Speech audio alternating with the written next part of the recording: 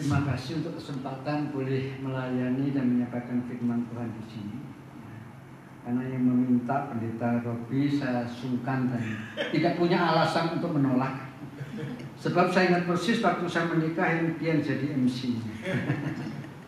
Begitu ya.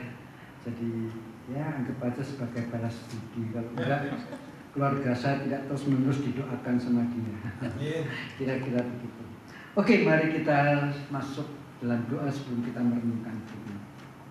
Terima kasih Tuhan, kami boleh terus-menerus seperti membutuhkan makanan ketika kami lapar. Lalu kami mendapat makanan jasmani, kami menjadi kenyang. Tetapi jikalau kami makan terlalu banyak makanan jasmani, tidak sehat bagi kami. Namun sebaliknya ketika kami lapar akan firman Tuhan dan kami dikenyangkan oleh firman, semakin kami kenyang, semakin kami merasa ingin mendapatkan lebih banyak. Dan ketika kami makan lebih banyak, justru semakin sehat dan tidak pernah merasa terlalu kekenyangan. Itu bedanya ya Tuhan antara lapar secara jasmani dan rohani. Dan kami percaya Tuhan pada siang hari ini sekali lagi firman-Mu akan mengenyangkan rohani kami dan membuat kami semakin dekat kepada Engkau, membuat kami semakin haus dan semakin ingin terus mengerti kebenaran firman-Mu. Berkatilah ya Tuhan setiap kami, baik hamba-Mu yang akan menyampaikan firman Tuhan maupun setiap kami yang mendengarnya. Supaya sekali lagi firman Tuhan menjadi nyata hidup dalam kehidupan kami. Kami berdoa di dalam nama Tuhan kami, Yesus Kristus. Amin. Kita akan bersama-sama mengupas tentang Injil Yohanes pasal 13, yaitu tentang Yesus membasuh atau mencuci kaki murid-muridnya. Karena tadi sudah dibaca, saya tidak baca lagi, tetapi mungkin ayat-ayat tertentu yang akan saya kupas akan dibaca lagi. Namun sebelum kita sampai pada bagian ini, yaitu ketika Yesus mencuci kaki murid-muridnya, kita terlebih dahulu harus tahu struktur sebetulnya daripada Injil Yohanes. Secara garis besar Injil Yohanes ini bisa dibagi menjadi dua bagian. Bagian pertama yaitu pasal 1 sampai dengan pasal 11, di mana fokus lebih kepada pelayanan Tuhan Yesus selama 3 tahun. Sementara mulai pasal 12 sampai dengan pasal terakhir itu lebih berbicara mengenai 1 minggu sebelum Tuhan Yesus naik ke kayu salib. Secara proporsional sepertinya tidak pas. Injil Yohanes yang terdiri dari 22 pasal, 11 pasal berbicara tentang 3 tahun. Tetapi yang cuma 1 minggu, mulai pasal 12 sampai pasal 22, ini kan secara proporsional tidak tepat soal begitu. Tetapi sebetulnya ini bisa dimengerti karena memang pada hakikatnya Injil, baik itu Matius, Markus, Lukas termasuk Yohanes, itu sebetulnya adalah kisah tentang salib. Hanya introduction-nya saja yang diperpanjang. Itu sebabnya dalam Injil ada mujizat-mujizat tertentu yang tidak dicatat oleh Injil yang lain. Misalnya, kalau bicara soal Injil Yohanes, air dirubah menjadi anggur. Itu mujizat khas daripada Injil Yohanes. Tetapi semua Injil pasti mencatat secara detail kisah kayu salib. Sebab memang pada hakikatnya Injil seperti yang saya katakan adalah kisah tentang kayu salib. Nah, di dalam pengertian ini itu sebabnya ya introduction-nya 11 pasal 3 tahun itu tidak jadi soal. Nah, di dalam bagian pertama pasal 1 sampai pasal 11 ini intinya adalah saatnya atau waktu Tuhan Yesus naik ke surga, naik ke kayu salib itu belum tiba. Saya kutip pas mestinya kita tahu persis ketika Tuhan Yesus diminta oleh ibunya. Oh, ini pernikahan belum selesai, tetapi tuan rumah kehabisan anggur. Lalu jawaban Tuhan Yesus kepada ibunya apa? Ibu, saatku belum tiba. Ini bagian pertama daripada Injil Yohanes itu menekankan saatnya belum tiba. Saya coba memberikan beberapa contoh, beberapa ayat tadi yang tadi sudah ya. Ibu, saatku belum tiba. Kita lihat lagi pasal 7 ayat 30. Mari kita melihat pasal 7 ayat 30. Demikian bunyi firman Tuhan. Dan pasal 7 ayat yang ke-30, mereka berusaha menangkap dia, tetapi tidak seorang pun yang menyentuh dia sebab saatnya belum tiba. Jadi pasal 7 ayat 30 dikatakan ada usaha orang mau menangkap Tuhan Yesus dan logikanya mau dibunuh, tetapi tidak berhasil. Kenapa? Saatnya belum tiba. Kita membaca satu ayat lagi. Pasal 8 ayat 20. Pasal 8 ayat 20 demikian bunyinya. Kata-kata itu dikatakan Yesus dekat perbendaharaan waktu ia mengajar di dalam bait Allah. Dan tidak seorang pun yang menangkap dia karena saatnya belum tiba. Bagian pertama berulang kali ditegaskan saatnya belum tiba, saatnya belum tiba. Dan pada bagian yang pertama juga ditegaskan akan tiba saatnya. Ketika dikatakan akan tiba saatnya, berarti waktu Tuhan Yesus mengatakan itu saatnya belum tiba. Kita lihat pasal 4 ayat 21. Ini yang dikatakan Tuhan Yesus kepada perempuan Samaria. Pasal 4 ayat 21 demikian bunyinya. Kata Yesus kepadanya, percaya kepadaku hai perempuan, saatnya akan tiba bahwa kamu akan menyembah Bapa di gunung ini dan bukan di Yerusalem.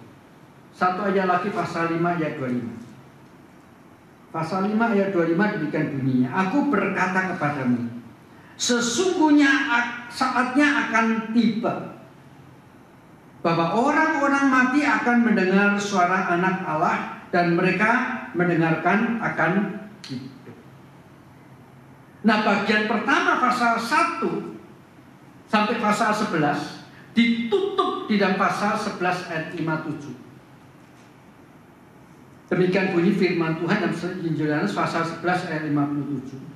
Sementara itu imam-imam kepala dan orang-orang Farisi telah memberi perintah supaya setiap orang yang tahu di mana dia berada memberitahukannya agar mereka dapat menangkap dia.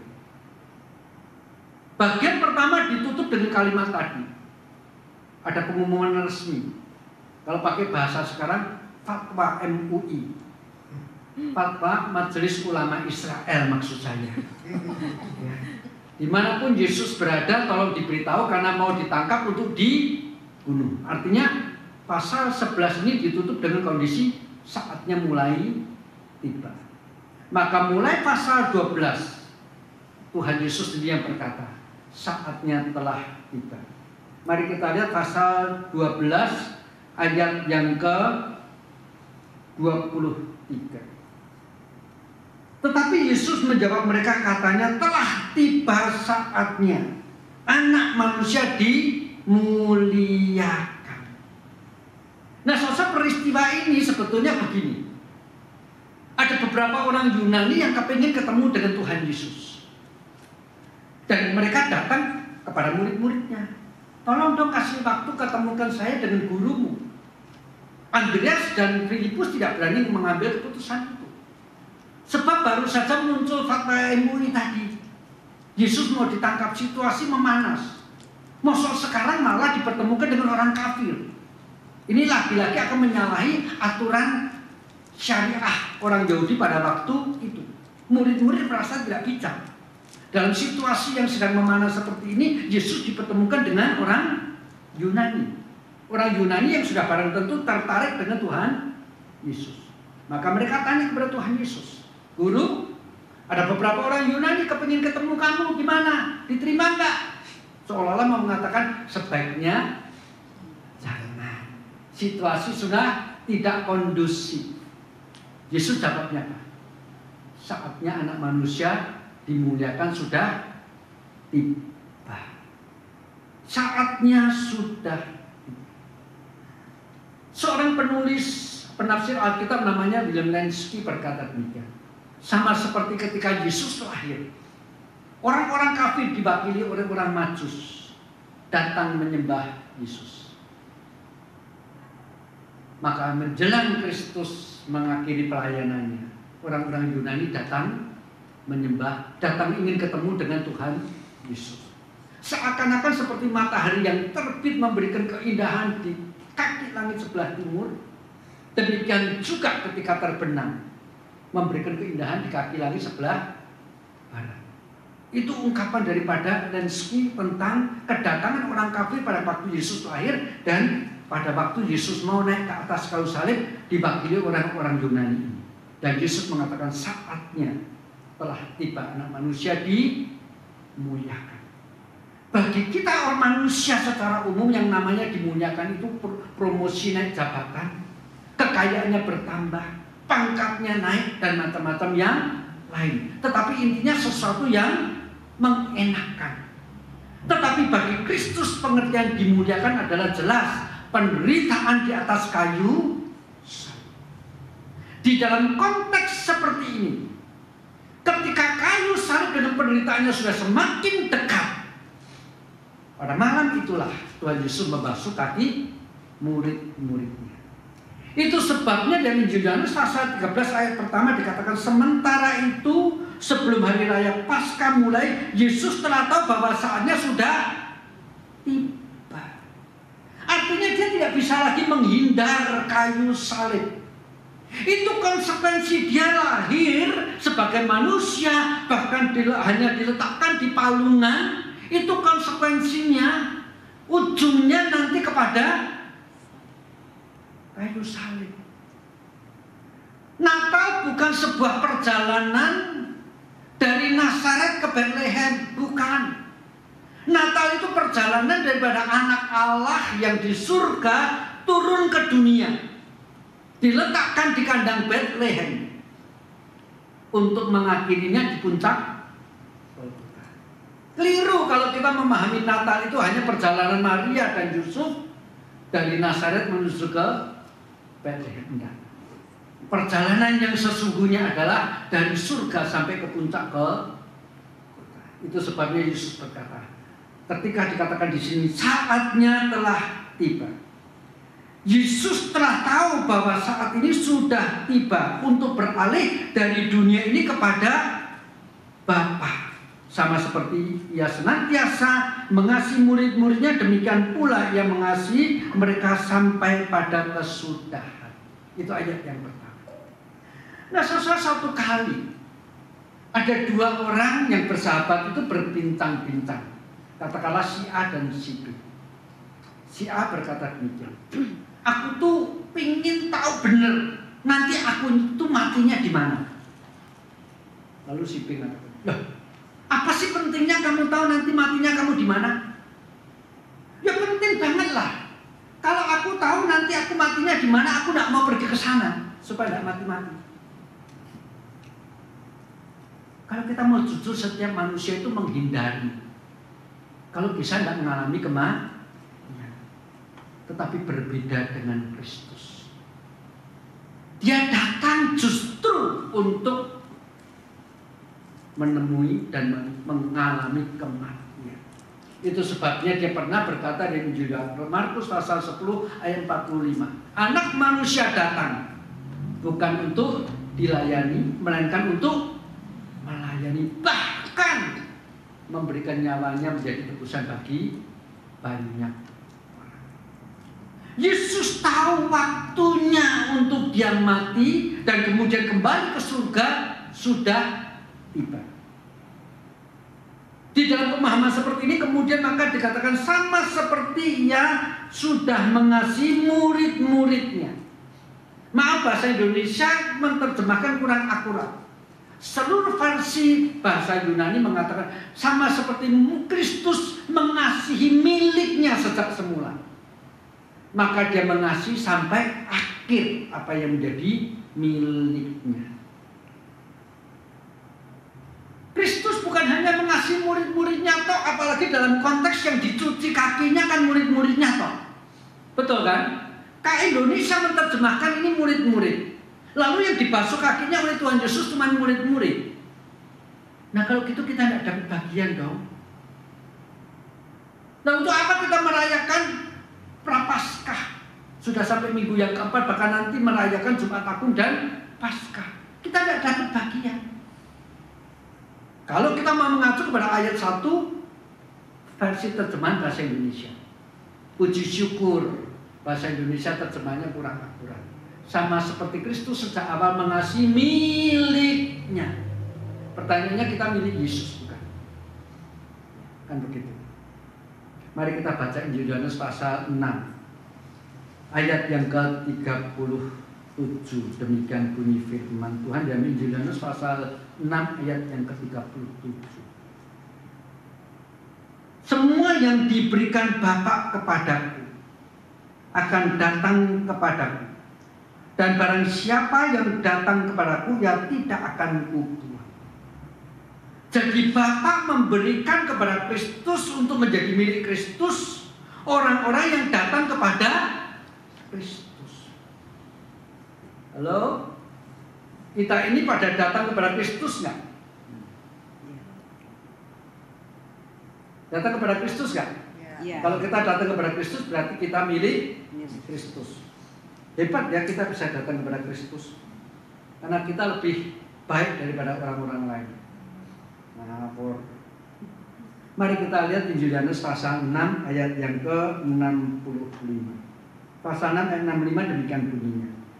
Sebab itu telah kukatakan kepadamu, tidak ada seorang pun dapat datang kepadaku kalau Bapa tidak mengaruniakannya kepadanya. Luar biasa. Bapa bekerja di dalam diri dua objek sekaligus. Yang pertama kepada Kristus. Kepada Kristus Bapa memberikan yang kemudian boleh menjadi milik Kristus. Ayat 65 dikatakan Bapa mengaruniakan kepada kita untuk mampu datang kepada Kristus supaya menjadi milik Kristus. Jadi kita bisa datang kepada Kristus dan kemudian menjadi milik Kristus, itu semuanya karena inisiatif daripada Allah Bapa kita di surga. Dan Injil Yohanes pasal 13 berbicara sama seperti Kristus sejak semula mengasihi miliknya,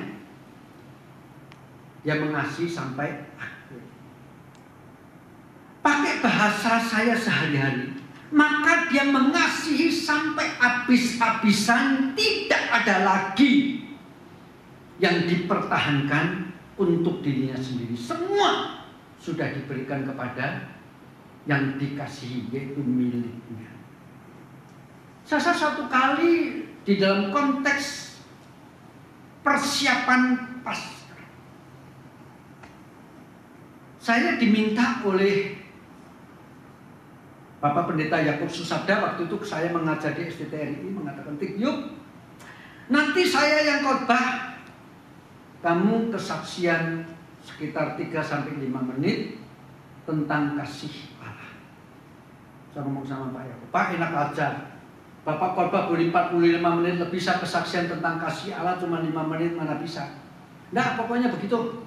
Enggak mau, Pak. Saya enggak mau. Tetapi akhirnya pada waktu hari itu tiba, dia Pak Yakub khotbah.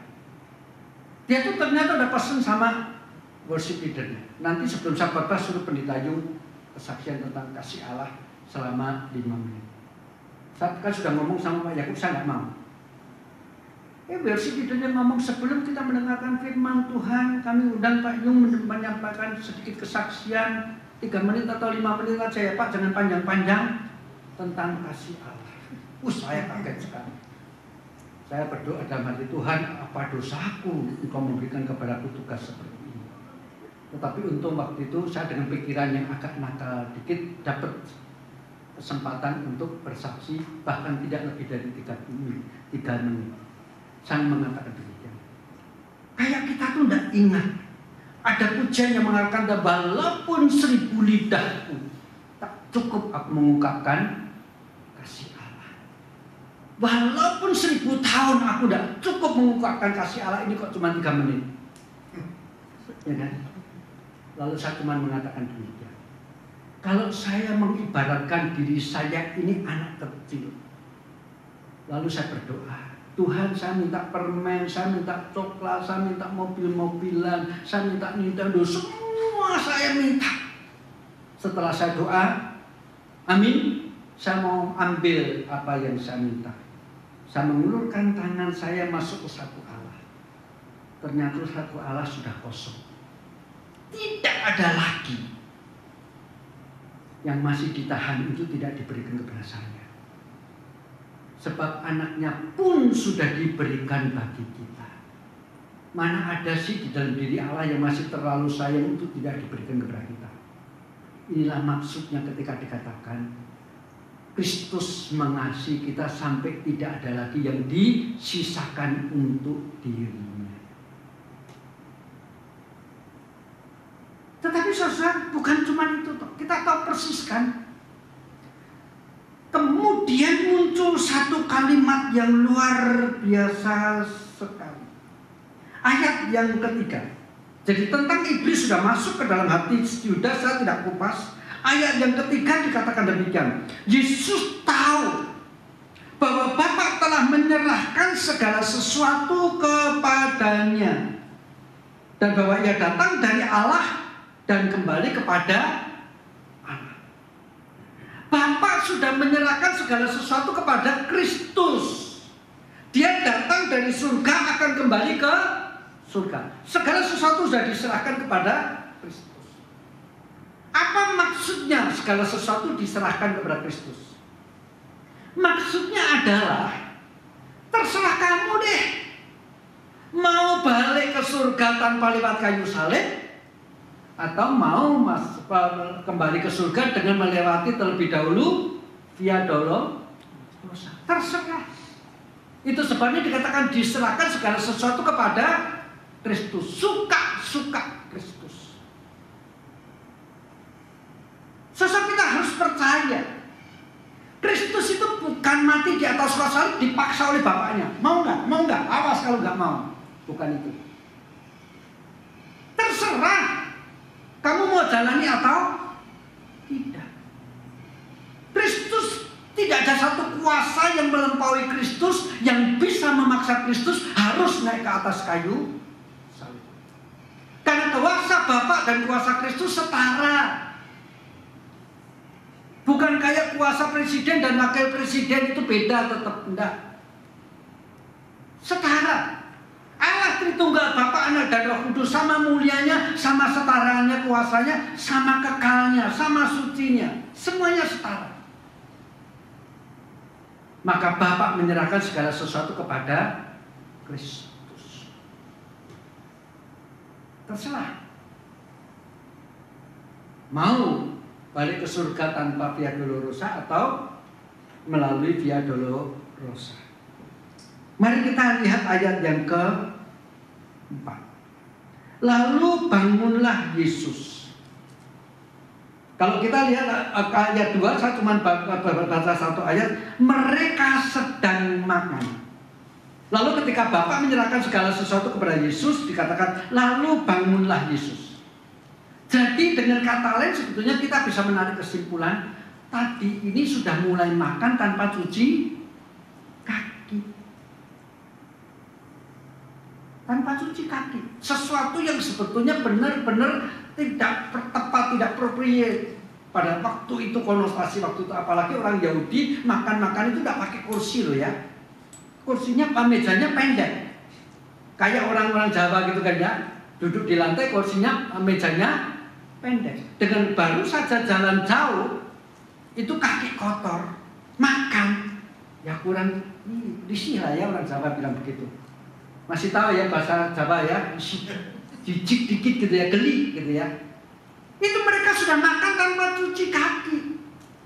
Tetapi ketika Allah menyerahkan segala sesuatu kepadanya, ketika Kristus waktunya sudah tiba, sekarang di tengah-tengah makan. Ayat 4 itu dikatakan, maka bangkitlah Yesus dari makannya, lalu mulai membasuh kaki murid-murid.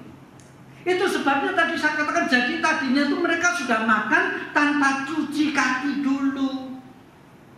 Tahu apa sebabnya mereka tidak cuci kaki? Karena saking buru-burunya mempersiapkan malam Paskah waktu itu, tidak disediakan budak untuk mencuci kaki mereka. Lalu mereka saling toleh-menoleh, kira-kira gitu kan. Siapa nih yang harus mencuci kaki murid? Saling mencuci kaki atau untuk teman-temannya? Tidak ada yang mau dong. Nah sebetulnya saudara, kalau nggak ada yang mau menjadi pelayan untuk mencuci kaki, ya cuci kaki sendiri-sendiri, kenapa sih? Betul atau betul? Logika paling sederhana kan begitu. Kalau tidak mau melayani, ya cuci sendiri-sendiri gitu aja kok repot. Tapi ternyata enggak. Tahu apa sebabnya? Ayah pura-pura nggak tahu. Ini kan dosa kita manusia yang maunya saling memanfaatkan. Maaf ya kalau di dalam gereja seringkali begini, misalnya ada rapat pengurus deh ya. Jam 7 ya kita kumpul rapat. Lalu ada satu yang datangnya agak terlambat. Ya kita terpaksa nunggu kan, karena ini rapat penting. Nggak bisa tidak, dia harus ada. Begitu dia datang biasanya kita ngomong apa? Yang terlambat pimpin? Ngerti. Itu kan namanya memanfaatkan. Nah, murid-murid takut seperti itu. Kalau saya, karena tidak ada yang mencuci kaki, lalu saya cuci kaki, saya khawatir teman-teman saya ngomong, tanganmu terlanjur kotor, dah cuci kakiku sekalian, silakan. Ketawa. Itu kan diri kita semua. Itulah sebabnya tidak ada yang mau saling mencuci kaki teman-temannya tidak mau, cuci kaki pun sendiri tidak mau. Karena apa? Nanti akan dimanfaatkan, tanganmu sudah terlanjur kotor, tolong dong sekalian. Itu sebabnya mereka makan tanpa cuci kaki. Yesus pun sorry aja deh, mosok guru nyuci kaki murid-murid. Itu sebabnya Yesus juga tidak mencuci kaki mereka. Namun ketika dia pikir lagi, kalau kayu salib pun aku rela naik ke atasnya demi mereka, maka mencuci kaki itu cuman secuil. Tangkap poin itu. Ketika Tuhan mendapatkan sesuatu diletakkan di kaki, di depannya, saudara, salib kamu mau ambil enggak? Ini Bapak yang menyerahkan di depannya. Bapak menyerahkan segala sesuatu kepada Kristus. Kalau tadi cuci kaki murid-murid, itu bukan Bapak yang menyerahkannya. Itu karena murid-murid saling tidak mau melayani. Maka Kristus diperhadapkan kepada seolah-olah tuntutan murid-murid. Nah, mau nggak guru engkau mencuci kaki kami? Sorry ya, enggak. Mosok guru mencuci kaki muridnya? Mosok pemilik mencuci kaki yang dimiliki? Pemiliknya siapa? Tuhan yang maha tinggi. Mencuci kaki manusia yang hanya diciptakan dari debu dan tanah. Tetapi sekarang ketika yang menyerahkan itu adalah Bapaknya, terserah kamu. Maka ketika salib diterima oleh Kristus, karena kasihnya kepada Bapa, karena ketaatannya kepada Bapa, karena kasihnya kepada yang dimiliki sampai habis-habisan, maka bagi Kristus ketika salib sudah berbicara tentang salib, jangankan hanya mencuci kaki, nyawa pun dikorbankan. Maka itulah yang membuat Yesus menanggalkan jubahnya. Bagi saya, tidak ada lagi harga diri yang perlu dipertahankan lagi. Nggak ada gengsi-gengsian lagi. Jubah yang bagi saya melambangkan kemuliaan surgawi, bahkan ditanggalkan, diganti dengan kain untuk membasuh kaki murid-muridnya satu persatu. Sampailah pada giliran Petrus tadi. Saya tidak tahu Petrus ini dapat giliran keberapa dicuci. Tetapi yang jelas bukan yang pertama. Mungkin yang kelima, karena bahkan ada kemungkinan yang terakhir. Tetapi pada waktu dia kemudian Petrus ini mau dicuci kakinya, dia ngomongnya apa? Tuhan, sekali-kali kamu tidak akan mencuci kakiku. Saya nggak tahu kenapa Petrus ngomong begini. Kalau memang dia merasa bahwa kakinya dicuci oleh gurunya itu tidak pantas. Seorang teman yang baik, apalagi dalam konteks murid-murid Yesus, dia termasuk pemimpin. Seharusnya ngomong, yang benar dong. Udah kelewatan kalau sampai guru kita yang nyuci kakimu. Dia boleh tegur orang yang pertama dapat giliran. Betul? Tapi Yesus, Petrus tidak melakukan itu. Dia terus satu persatu teman-temannya dicuci kakinya, dia diam diri. Tidak menasihati untuk menolak. Giliran sampai dia baru mengatakan, Tuhan, sekali-kali engkau tidak membasuh kakiku. Dia mau ngomong apa sebetulnya? Aku tidak kayak yang lain. Aku masih memegang etika dan kesantunan. Aku bukan yang dengan gampang menyerahkan kaki seorang murid untuk dibasuh oleh guru yang mulia. Kalau kalian sebagai yang kakinya udah dicuci sama Yesus, mukanya kayak kepiting bakar nggak? Petrus ini ketika mengatakan kalimat seperti ini bukan sedang mau mengatakan dirinya baik, tetapi dia sebetulnya sedang mau menyenang murid-muridnya. Kenapa? Coba kalau dia dapat yang pertama dicuci pasti senang. Karena ini membuktikan dia paling dikasih oleh Tuhan. Saudara, di dalam peristiwa pembasuhan kaki murid-murid sebetulnya terjadi dua peristiwa. Kristus yang begitu rupa membasuh murid-muridnya, melayani sampai seperti itu rupa. Sementara murid-murid saling memperjuangkan siapa yang paling utama. Itu terjadi pada malam beberapa jam sebelum Yesus naik ke atas kayu salib. Saya terpaksa agak sedikit keluar dari Injil Yohanes. Saya mau mencoba membandingkan dengan Injil Lukas pasal yang ke-20. Dan Injil Lukas pasal yang ke-22. Demikian bunyinya. Di pasal 21 sampai dengan pasal 24. Injil Lukas pasal 22 ayat 21 sampai 24 saya baca demikian. Waktu itu di dalam malam Paskah ya. Di dalam malam yang setelah Tuhan Yesus membasuh kaki murid-murid Yesus, Yesus berkata demikian. Tetapi lihat, tangan yang menyerahkan aku ada bersama aku di meja ini. Berbicara tentang Yudas. Sebab anak manusia memang akan pergi seperti yang telah ditetapkan, akan tetapi celakalah orang yang olehnya ia diserahkan. Ayat 23. Lalu mulailah mereka mempersoalkan siapa di antara mereka yang akan berbuat demikian. Terjadilah juga pertengkaran di antara murid-murid Yesus. Siapakah yang dapat dianggap terbesar di antara mereka? Injil Lukas mencatat dengan akurat. Ketika Yesus mohon simpati, mengungkapkan perasaan kesedihannya, ada seorang di antara yang duduk di meja ini akan menyerahkan aku.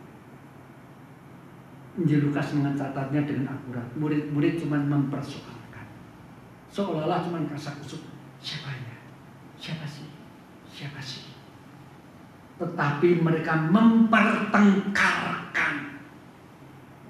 Gurunya dikhianati, cuma dipersoalkan.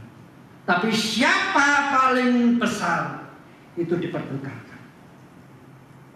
Maka bisa dipahami jika mereka tadi tidak mau saling membasuh. Bahkan membasuh kaki sendiri pun tidak mau.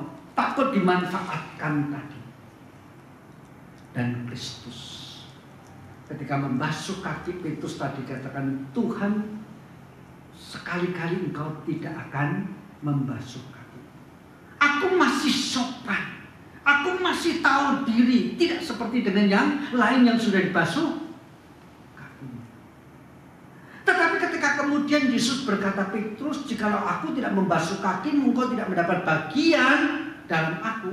Petrus ngomongnya apa? Tuhan, jangan cuma kakinya toh dong. Sekalian dimandiin, keramasin sekalian. Pedikur sekalian, ini kuku-kuku dilapiin semua. Kelihatan paling serakah. Bukan lebih baik? Kelihatan mempertengkarkan siapa yang berhak mendapat paling banyak. Tetapi ketika Tuhan Yesus berkata, jikalau aku tidak membasuh kakimu, engkau tidak dapat bagian. Apa yang dimaksud dengan bagian? Jelas secara gampang kita tahu persis yang dimaksud dengan bagian adalah hidup kekal di dalam Kristus Yesus. Kalau begitu sebetulnya ketika Tuhan Yesus membasuh kaki murid-murid, yang di benak dia adalah kayu salib.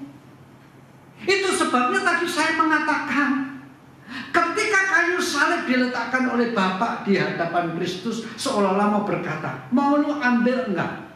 Terserah, bebas suka-sukamu. Maka kalau Tuhan mengambil kayu salib, membasuh kaki itu tidak ada artinya sama sekali. Maka sambil membasuh kaki murid-murid, Yesus seolah-olah berkata, kok cuma membasuh kaki? Kayu salib aja aku lakukan untuk engkau, Petrus. Kok hanya membasuh kakimu, Yohanes? Mati di atas kayu salib bagi engkau aku rela, Yohanes. Demikian seterusnya. Terkecuali kepada Yudas, pasti Yesus tidak mengatakan demikian. Kepada Yudas, Tuhan Yesus juga mencuci kakinya.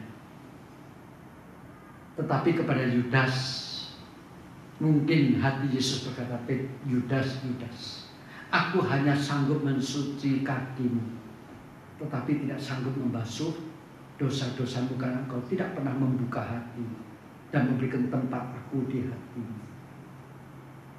Karena tempat di hatimu 30 keping perak saja. Saya mau tahu berapa 30 keping perak yang dibayarkan kepada Yudas. Saya terus tadi pagi pakai rupiah loh ya. Itu cuma sekitar 4,8 juta rupiah. Ya memang karena devaluasi ya. Mungkin pada zaman Yudas 4,8 juta itu gede banget ya. Tetapi polopok sebetulnya kalau kita mau berbicara, ratusan juta bahkan triliunan pun sebetulnya tidak cukup. Tidak sebanding untuk menjual Yesus. Tapi Yudas melakukan itu. Sesuai di dalam kayu salib. Diletakkan kayu salib di hadapannya. Cinta yang begitu besar. Apa sih sebetulnya yang sulit untuk kita lakukan sebagai murid-murid Tuhan? Untuk saling mengasihi, saling membasuh kaki. Saya terus terang, kalau gereja mengadakan upacara peringatan Jumat Agung, lalu pendetanya nyuci kaki, saya kok merasa tidak sebanding. Bukan itu maksudnya. Kalau cuma waktu Jumat Agung, misalnya Jumat Agung datang ya, nanti pendeta akan mencuci kaki kalian. Kalian yang kakinya lagi korengan berani datang ya? Maaf, betul kan? Ih, kakiku kena aksin, berani datang nggak? Enggak berani. Nah, sebelum pergi ke situ itu waktu itu kakinya dibersihin gitu ya, jangan disemprot minyak wangi supaya jangan sampai pendetanya tahu kakiku bau banget. Gitu ya. Tidak mewakili secara benar, apalagi cuma 1 tahun sekali. Yang paling penting adalah bagaimana di dalam hidup kita sehari-hari saling melayani, saling membasuh kaki, tidak mempertahankan harga diri, lepas jubah kebanggaan. Kalau mau bergereja ini bertumbuh, ya kan, saling melayani satu dengan yang lain. Itu poin yang lebih penting. Jika itu berat bagi kita, letakkan kayu salib di hadapan. Jika kita sudah menerima anugerah kayu salib yang begitu besar, apa sih yang terlalu mahal? Yang seolah-olah kita masih tidak lepaskan. Jikalau itu karenanya Tuhan menjadi suka. Tidak ada. Saling melayani, saling membasuh kaki. Itu bukan berbicara 1 tahun sekali, tetapi berbicara menanggalkan jubah harga diri kita, kebanggaan kita, untuk saling melayani di dalam gereja dengan cinta kasih.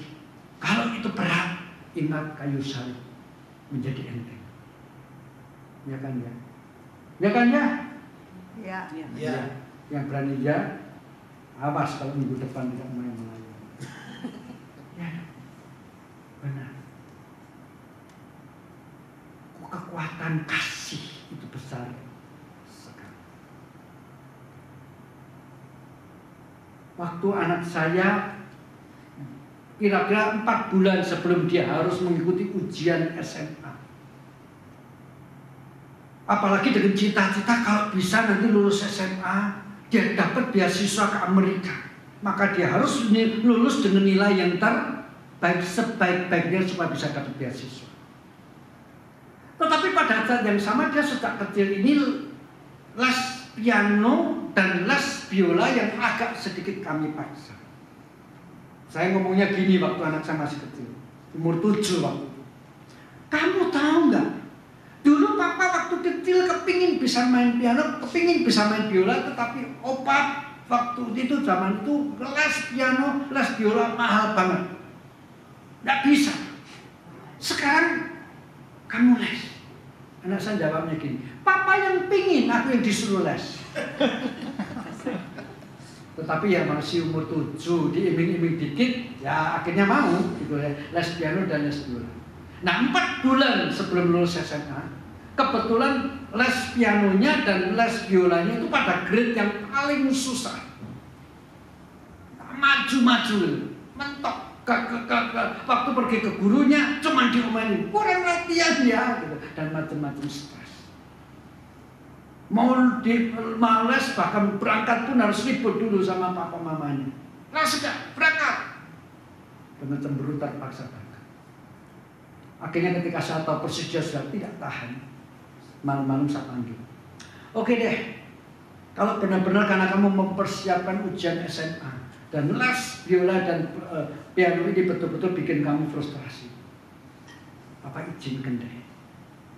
Mau drop salah satunya, drop dua-duanya, asal jangan drop sekolahnya. Tetapi sebetulnya, walaupun Papa udah mengizinkan, Papa merasa kurang fair sama Mama. Sebab Mama yang dari dulu kecil kamu, dia yang selalu ngantar ke guru les. Papa sih izinkan, cuman kalau boleh, kalau kamu masih sayang Mama, saya pakai kalimat itu, coba deh beberapa bulan, 1-2 minggu lagi deh, nggak usah beberapa bulan. Anak saya lemes.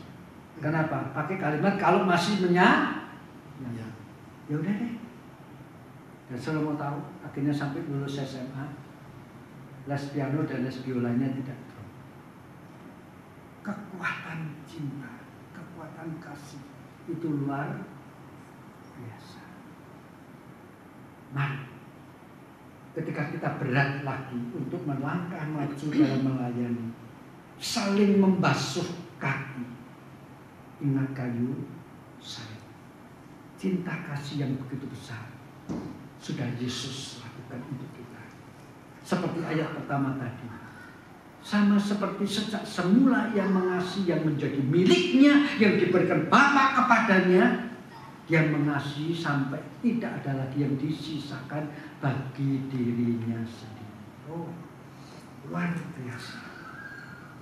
Dan akhirnya saya akan menutup bagian ini dengan membaca dan sedikit mengupas Ibrani pasal 5. Ibrani pasal 5 saya akan baca mulai ayat yang ke-7 sampai dengan ayat yang ke-9. Ayat yang ke-9.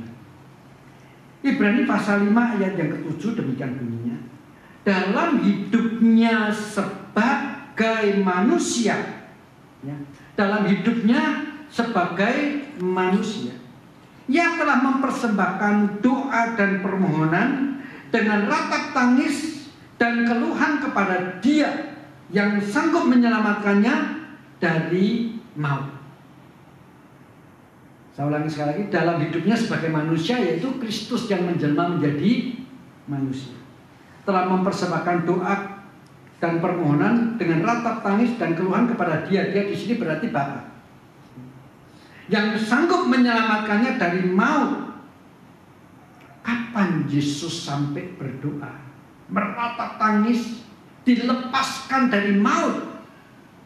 Apakah waktu dia mau tenggelam ketika naik perahu? Saya kira tidak. Satu-satunya momen di mana kita boleh mengatakan Yesus sampai berdoa dengan ratap tangis supaya dia dilepaskan dari maut, itu adalah doa di Taman Getsemani. Yesus berdoa seperti itu. Dan kemudian dijelaskan di dalam ayat yang ke-7, dan karena kesalahannya yang telah didengarkan. Artinya apa? Doanya dikabulkan. Itu sebabnya tadi dikatakan apa?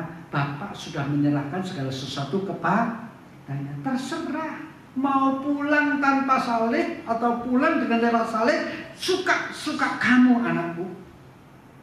Doanya udah didengar. Kalau yang namanya didengar itu kan maksudnya dikabulkan. Tetapi mari kita lihat ayat selanjutnya, ayat yang ke-8. Dan sekalipun ia adalah anak yang telah belajar menjadi taat daripada apa yang dideritanya. Dan sesudah yang mencapai kesempurnaannya, yang menjadi pokok keselamatan yang abadi bagi semua orang yang taat kepadanya.